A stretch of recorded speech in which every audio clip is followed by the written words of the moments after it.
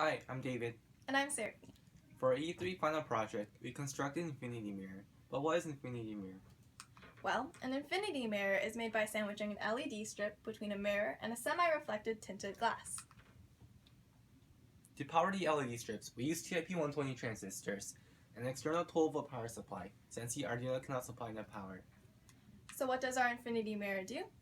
The first thing it does is it turns on when the lights are off, as detected by a phototransistor. When the lights are off and the mic detects sound in the background, the LEDs will dance to the baseline of the soundtrack using a low-pass filter. As you can see, we have a low-pass filter connected to one of the microphones, and here is the phototransistor to detect the ambient light. In the back is our Arduino Uno, and on the far right are 3 TIP120 transistors. And this is our final product. On your left, you can see the mirror when it's turned off in the bright room. On your right, we can see the infinity mirror in action. Wow! So one of the first things we had to decide was what kind of photosensor we wanted to use. For this project, we considered phototransistors and photoresistors. We were basically looking for two particular conditions. First, we wanted an on-off functionality, where after a certain threshold, the lights would be considered on or off. The second thing we wanted was a sensor with high sensitivity. We define high sensitivity as having a big difference in voltage measured across the load resistor, aka the output voltage. Our first test used a dimmable flashlight that gave light intensity in percentage. We took 100 samples at each intensity, took the average, and plotted them. As you can see from the graphs, the phototransistor ranged from about 1 volt to 4 volt, while the photoresistor ranged from about 1 volt to 2 volt. Therefore, this shows that the phototransistor has higher sensitivity. Our second test was to plot the IV characteristics of both components.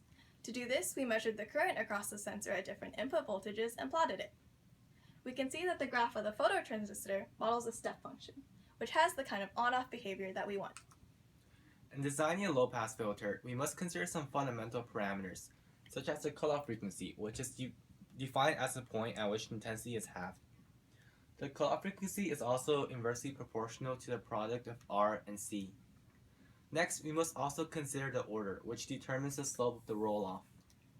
Finally, we must choose between RC and RL configuration. When you measure the output across the capacitor, like on the left, then you obtain a low-pass filter. When you measure the output across a resistor, like on the right, then you obtain a high-pass filter. In our final design, we selected an RC combination of 20 kiloohms and 100 nanofarad. This gives a cutoff frequency of about 80 Hz, as you can see on the right. We picked this RC combination because of its stability and relatively high impedance, which makes it easier to drive. We also tested an RL configuration, but based on our inductor value, we found that the output voltage was not high enough, since the max value was only at negative 10 dB. This means that the Arduino cannot detect sound at reasonable volume. We also built a low-pass filter at the same cutoff frequency of 80 Hz, but with a lower resistor value and a higher capacitance value. However, the total impedance of this combination was too low at higher frequencies. This explains the sudden peak at 2 kHz. In the final test, we applied various audio signals to the microphone and low-pass filter circuit. These graphs show the time and frequency domain of a pure sinusoid. From the Bodie magnitude plot, we can see a sudden spike at 5 kHz for both circuits. The circuit on the left has a peak of negative 6 dB, whereas the circuit on the right has a peak of negative 40 dB. We also applied peak noise to the circuit. Basically, peak noise contains equal power off frequencies. For our purposes, peak noise is supposed to simulate music.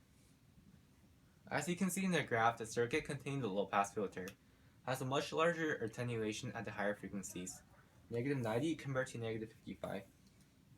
So in the end, we learned lots of things from this project. Specifically, we learned about how microphones, photosensors, and low-pass filters work in practical applications compared to the theory that we learned in class. One way to make our current project more interesting would be to add a high-pass filter. As mentioned before, a high-pass filter is made by measuring the output across a resistor instead of the capacitor. If we had a high-pass filter, we could have two infinity mirrors side by side, and one would respond to the treble, and the other would respond to the bass, and it'd be pretty cool. Thank you for listening to our presentation.